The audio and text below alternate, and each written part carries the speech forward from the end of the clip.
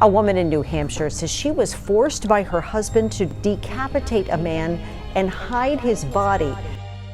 Prosecutors say Armando kidnapped, then shot and killed the man because he thought his wife was having an affair with him. I told him that I wanted a divorce. The ultimate display of jealousy, of anger, and of control. He ordered Britany to kill John.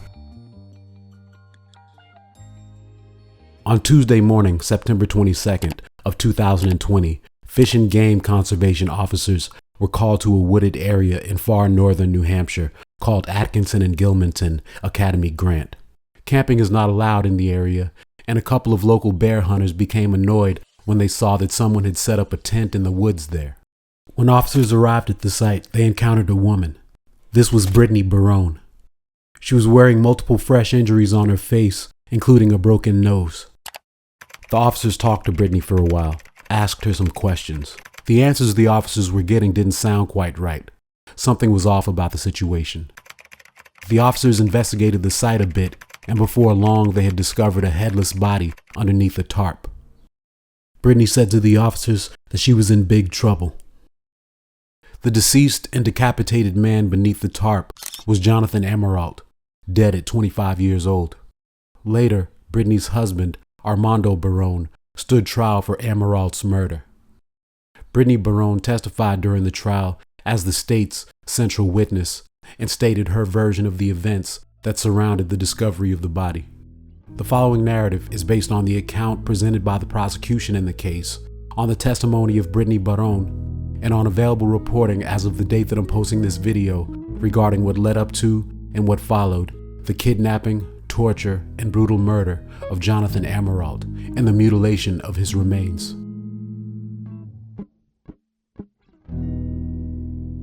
Britany and Armando met at church while they were in high school back in Las Cruces, New Mexico, where they're from. When Britany was 16 years old, her mother became insistent that the girl drop out of school to work full-time and help provide for the family. Britany refused. The strain between the mother and daughter caused Britany to move away from home and in with her boyfriend Armando's family. The two lovebirds had only been together for about a year when they got married in 2007. Britany was 18 and Armando was 17. They'd planned on waiting a bit longer before tying the knot, but Armando's mother didn't approve of the young couple fornicating out of wedlock and living in sin. In the years that followed, Britany would give birth to 2 children, and the family would eventually leave New Mexico.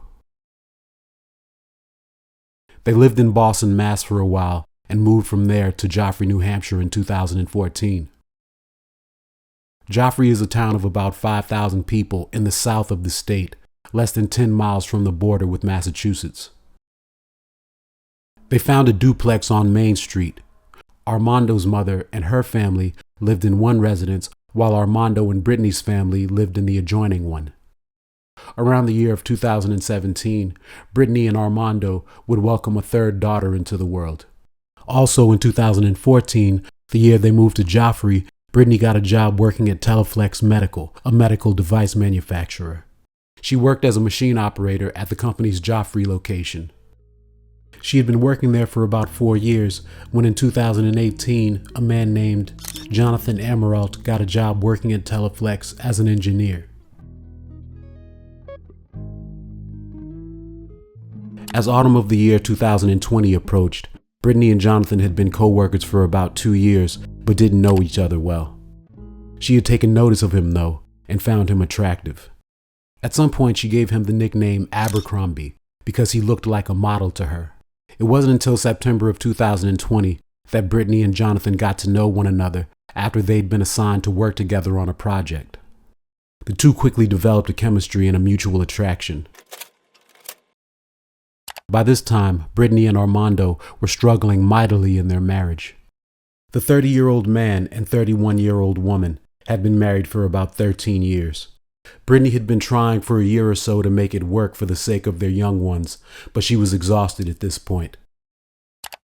On Saturday, September 12th, as summer was coming to an end, Britany told her husband that she wanted a divorce, and of course made no mention of her new potential love interest. I told him that I wasn't in love with him anymore. and that I thought that we were really good parents together, and that we did a great job with that. But like, as far as romantic wise was concerned, like, it wasn't working, and I told him that I wanted a divorce. Britany did not testify as to what the couple's marital problems were specifically, but when Armando heard his wife's request, he responded with nasty violence. He choked her until she lost consciousness. Did he continuously grab it, or did he release your neck at some point? He released my neck at some point. And where is he still on top of you during all of this? Yes.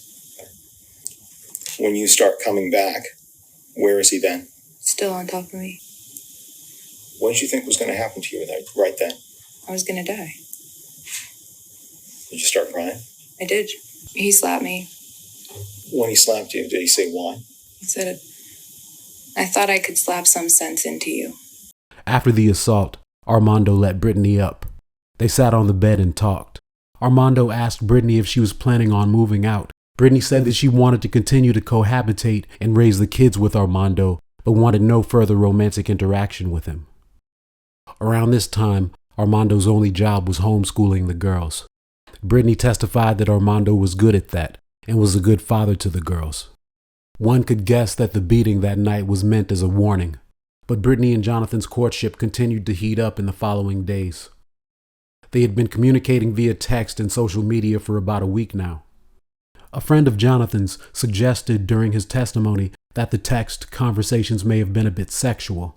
He described them as graphic, based on what Jonathan had told him. And all we're doing is texting. And I was like, oh, okay. And I asked him, like, what do you guys text about? And he got a little graphic with it. And, like, I think the texts were a little graphic. One day that week following the 12th, Jonathan drove Britany to a park not far from their job after work, and they talked. He was very kind. He was very sweet. Like, he was really funny. And, like, he didn't show that on the floor because he was in professional mode, but he was really funny. And, like, seeing his personality outside of work, I was like, man, you're really cool. You're a really cool guy. But she was apprehensive. She told Jonathan that she couldn't offer him anything but friendship. But after he drove her back to work to pick up her car, the pair shared a quick kiss.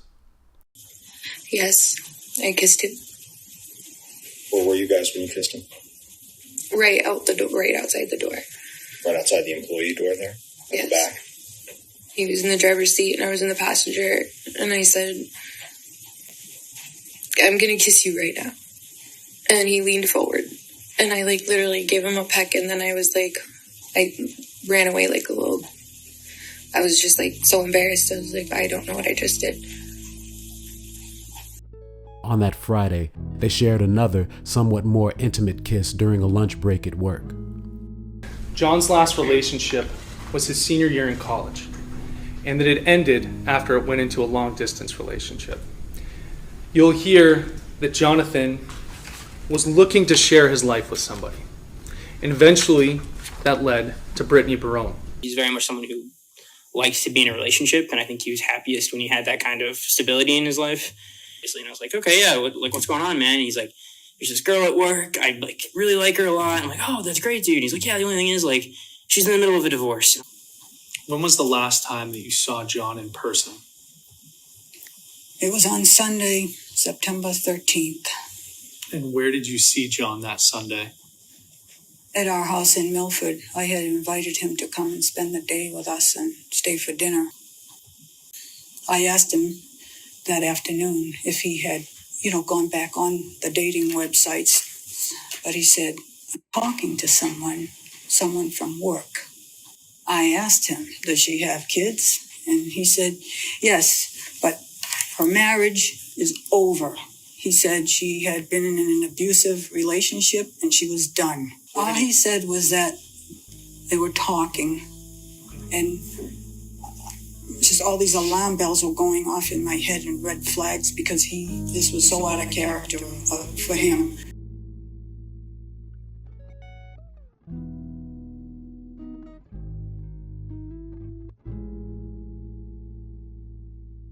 On Saturday evening, September 19th, The day after Britany kissed Jonathan for the second time, Britany was at home when Armando happened to be going through her phone. As he did so, Britany remembered that she had not logged out of her Snapchat account. She recognized the mistake and was nervous, for good reason, as her husband sat quietly in the bathroom with her phone. I started getting nervous. And so I knocked on the door and I said, "Hey, can I see my phone?" And he's like, "In just a minute, I'll be right out." And I said, "Okay." So I go back to the room. Soon, Mr. Barron opened the bathroom door. Britany came in. Armando confronted his wife. And I hear the bathroom door open. I walked in and he has my phone in his hands and I see like his face and I was like, oh. What's your first thought that goes through your head? Honestly? Oh shit. He had found the Snapchat messages between Britany and Jonathan. He said, quote, "Are you serious? Are you fucking serious right now?" Brett? And I walked in and I said, "Listen." And he grabbed me by my throat and he slammed me down on the bathroom floor. And he starts choking me. And he's like, "I can't believe you. I can't believe you, Brett." And I'm like, "I can't breathe. I can't breathe." I was like, "I'm going to die. I can't. I'm going to die. Like, this is it." And he's like, lets me go. Like, he keeps, like, letting me go. Like, I'm like, right on that brink of, like, passing out. And then he lets go. And I start screaming. And he starts choking me again. And so I'm struggling and I'm trying to fight. And then he lets go and I start screaming again. And I was just like, I hope the girls hear me. I hope the neighbors hear me at this point. I don't care who hears me, but somebody's got to hear me. He choked her there on the floor for several minutes. Eventually, Armando dragged his wife into the living room where he continued to choke her. Then he brought her into the bedroom and shut the door. He yelled to the children to go next door to their grandmother's house. The assault continued. Armando rained punches on Britany. Before he shuts the door, he yells up to the girls, "Girls, go to Grandma's house." And so the girls run down the stairs and then go to Grandma's house. And I was like, oh, man. He shuts the door.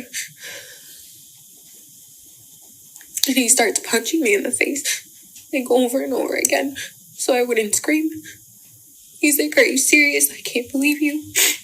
At some point, Armando went to the closet and produced a pistol, which he had named the Judge, a .45 caliber revolver.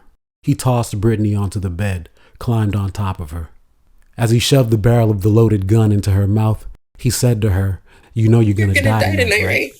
You know that, Brit, you're gonna die tonight." And I just nodded my head. I was like, "I know. I get it. I understand. You're gonna die tonight." And I was like, "Okay, I'm gonna die. I was 100% gonna die. No doubt about it." What were your concerns for your kids at that point? They were gonna walk into it. They were gonna hear it happen. Eventually, Armando told Britany to get dressed and said they were going for a drive. Britany obeyed. Armando told Britany not to make a fuss, that if she didn't go quietly, the kids would see something gruesome. He had me at gunpoint. He said, "Don't do anything stupid, or the girls are gonna walk into something fucking gruesome." Armando brought Britany to the set of doors that connected the two homes and called out to his mother, letting her know that he and Britany were going out. I said, Mom will be back." Britany's oldest daughter was standing on the other side of the open doors. Who's on the other side of the door? My daughter. Can you see her from where you are? Yes. Yes. When your daughter saw you, tell us what happened with her. I thought if I could just tell her I'm not okay. So I'm mouthing to her, "Help me, please help me." The child looked in awe at the horrible mess that her father had made of her mother's face, and the girl passed right out. And she sees my face, like her eyes were so wide. And her eyes just roll back in her head and she hits the floor.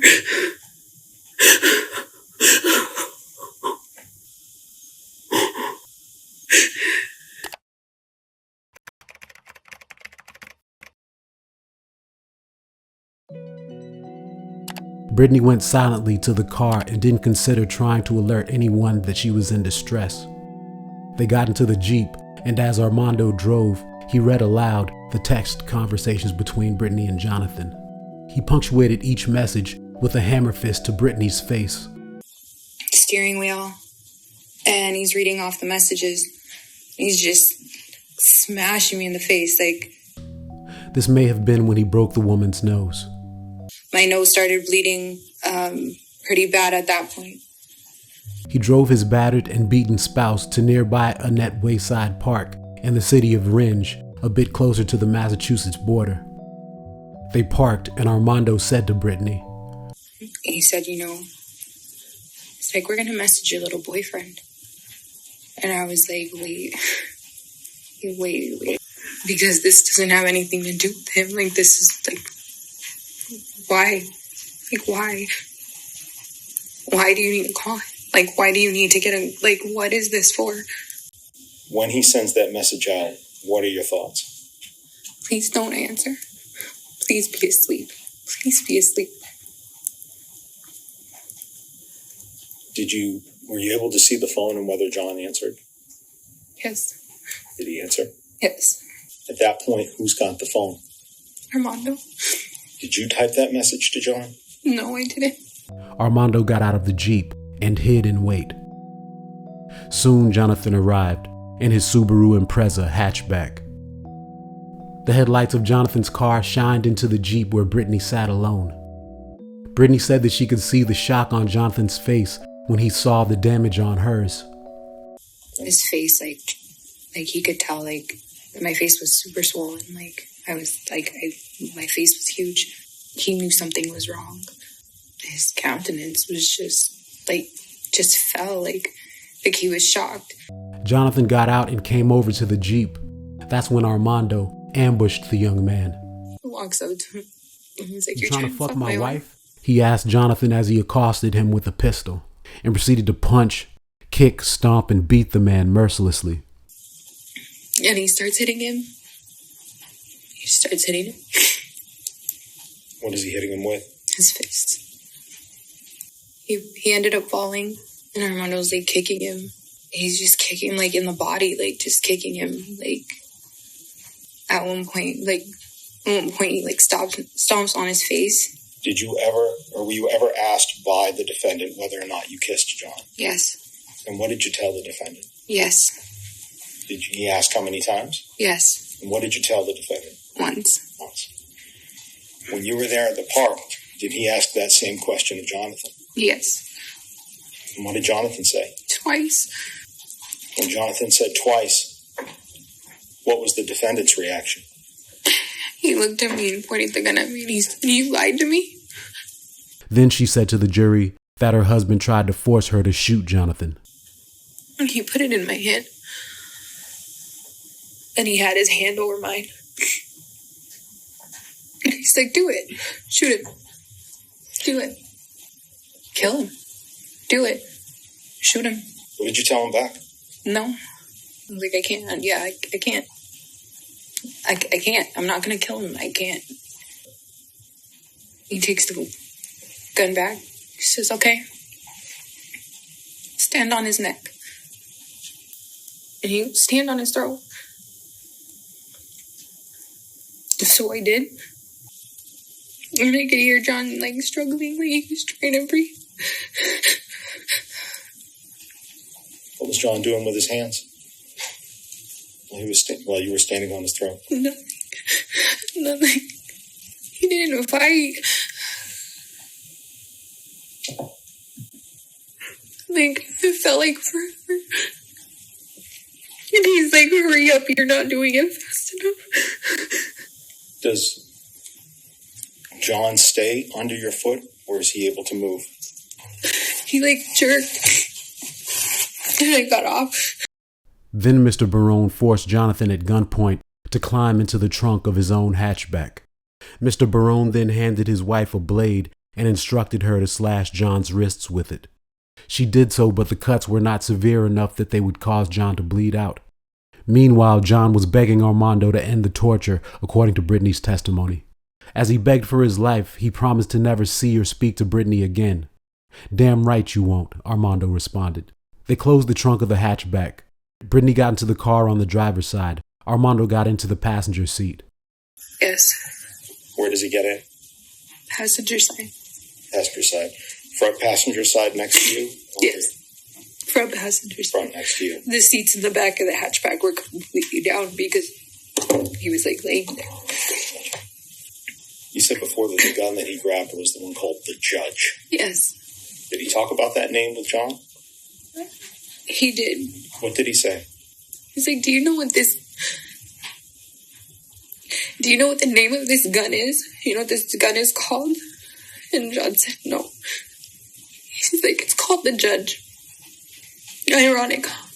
Here, Mrs. Barron explains how her husband fucked with Jonathan's mind prior to killing the man. So you know, I'm gonna let you live. And then when he was about to kill him, he looks back and when he points a gun at him.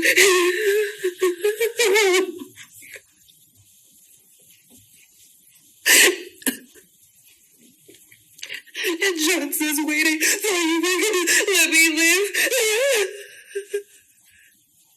And my mother said, yes, that means both of us liars. How many times did Armando shoot the gun? 3. So I closed my eyes and I covered my ears. And I waited. What did you wait for? For mine.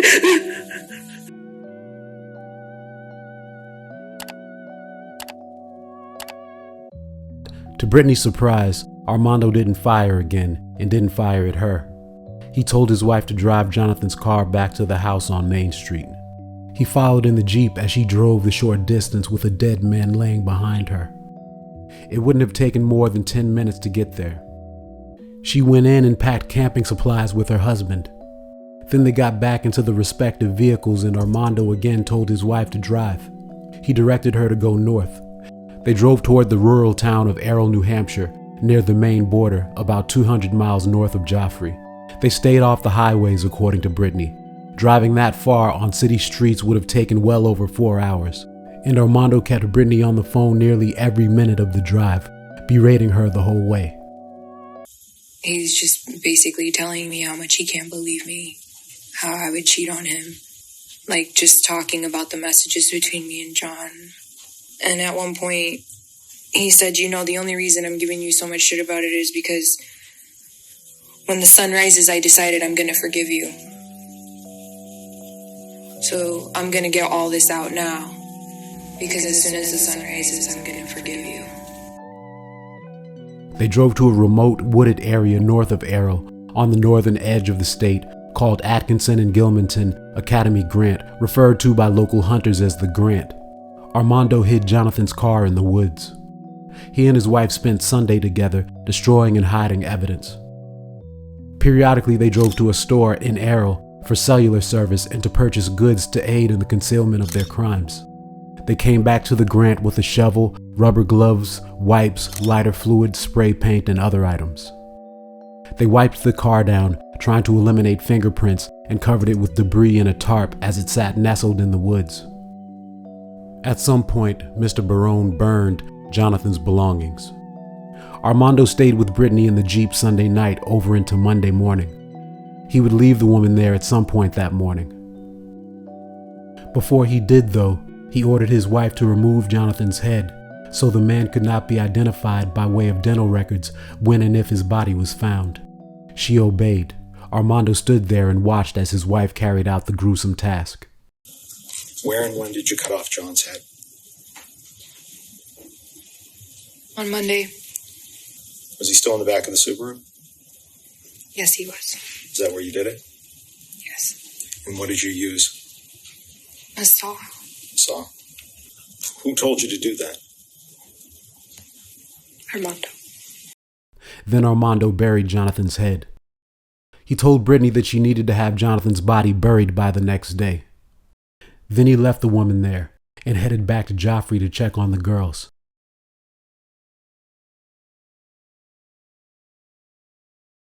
Monday, Jonathan's mother and his friend hadn't heard from him since Saturday. They were worried. His mother had sent him numerous unanswered texts, and her calls went straight to voicemail. Jonathan's mother came up to Keene, where Jonathan lived, not far from Jaffrey. She went to his house, which was empty, and his car wasn't there. At this point, she feared that he might have gone hiking and gotten lost or into an accident. She called Teleflex, where he worked, and called the police. A missing persons investigation was opened. Britany Barron also didn't show up for work at Teleflex that morning. Police started looking for her as well. By the time a police officer showed up at the Main Street home, Armando had returned. The cop said he was investigating a missing persons report. He wanted to know where Britany was. Armando said he didn't know where his wife was exactly. He said he had dropped her off in the town of Peterborough, New Hampshire, near Temple Mountain at around 2 the previous morning. She had told him that she was going to meet up with some friends, and that's all he knew. He told the cop that he had spoken to her on the phone hours earlier, and she was fine. The cop left. Later that day, Armando came back to the campsite and told Britany that the cops had been to the house. He asked her why they would be looking for her. Britany said she didn't know. Eventually, they figured it out, apparently. Armando and Britany drove to the store in Errol for cell service. Armando had Britany call her job and text her friends and tell them that she had to get herself straightened out, that she was going to New Mexico to be with her sister for a while, and that she would not be returning to work. Just prior to sending those messages and making those calls, Armando had smashed John's phone on a rock. Then he and Britany got back into the Jeep, and they discarded the pieces of the device out the window as they cruised. With that business taken care of, he took Britany back to the campsite and left her there. She still had to bury Jonathan's body. Armando headed back to Jaffrey. On Tuesday, September 22nd, a couple of bear hunters came across the campsite and weren't a bit happy. Only Britany was there. They told her that she was not allowed to camp in the area and that she was in danger, as there was a bear baiting site nearby. Then they went and called Fish and Game. The wildlife officers responded, questioned Britany, investigated the site, and discovered Jonathan Amerault's headless corpse. Mrs. Barron said to the officers that she was in big trouble. Yes, I said I'm in big trouble. And when you say I'm in big trouble, who are you in big trouble with? Armando. When you say that? Armando. That's your thought? That I'm in big trouble with Armando? Absolutely. Because of this? Britany was taken into custody by state troopers and started telling them what happened. That evening, an investigator with the state police learned law enforcement had located Britany Barron in the North Country and troopers were interviewing her. That state investigator contacted Armando to see if he would come in for an interview, telling the man that he was trying to locate his wife. Would he come in and answer a few questions? Armando kept coming up with excuses. On Wednesday, September 23rd, Armando agreed to come in, but he was presently up north camping with his daughter, he said. The investigator began pinging Armando's phone and learned that the man was lying about his whereabouts. Now Armando was a wanted man. Subsequently, a state trooper spotted his vehicle as he was riding along with one of his daughters in the car. The trooper pulled him over and arrested him. Soon he was charged with assaulting his wife and later for capital murder in Amerault's death.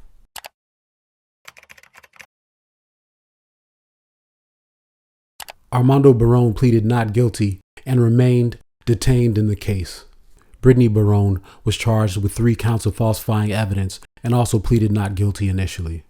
She was ordered detained after an impassioned argument from her lawyer, who said his client participated in the crime only because she feared for her life.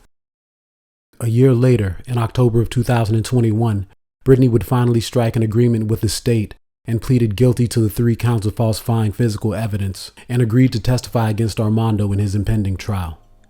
She was sentenced to 3.5 to 7 years of incarceration. However, in April of 2022, she was released on parole after serving about 19 months and only weeks before Armando's trial was to begin for 1 count of first-degree murder and 12 other serious offenses. Armando Barron went on trial in May of 2022. During the proceedings, Britany provided the preceding testimony. Numerous witnesses took the stand. Among other testimonies, investigators described their investigations and physical evidence. Ballistics experts talked about Armando's pistol, Jonathan's gunshot wounds, and the bullets that were recovered. a medical examiner discussed her examination of Jonathan's head and his corpse. Graphic autopsy photos were shown to the jury. The defense admitted that Armando had assaulted Britany, but it argued with straight faces and in futility that Jonathan Amerault's killer was in fact Britany Barron, not its client. It attempted to discredit the evidence, the testimonies, and the prosecution's version of the events that occurred on the weekend in question. It questioned why Britany never attempted to flee for help, as Armando had left her by herself several times. She explained in her testimony that she felt helpless in the secluded and remote place, and that after all she had just witnessed, she wasn't going to test her husband. The trial lasted for 2 weeks. On Thursday, May 26th, after 2 hours of deliberation, a jury convicted Armando Barron of first-degree murder along with the other 12 offenses. 1 count of kidnapping, 2 counts of criminal solicitation of first-degree murder, 2 counts of criminal solicitation of first-degree assault, 3 counts of second-degree assault, 3 counts of domestic violence, and 1 count of reckless conduct. 1 day later, he was sentenced to life in prison without the possibility of parole, plus 45 to 135 years to be served consecutively for the other 12 crimes, meaning that he will serve the 45 to 135 years after serving his life sentence. A month later, on Wednesday, June 29, 2022, Armando Barron was sentenced to an additional 10.5 to 23 years in prison for felony second-degree assault and 4 counts of domestic violence committed against Britany Barron. Also in June of 2022, Armando Barron's attorneys filed an appeal with the New Hampshire Supreme Court, requesting that it overturn his life sentence. A month later, on Wednesday, July 27th, the highest court in the state issued an order that said that it would review Mr. Barron's conviction.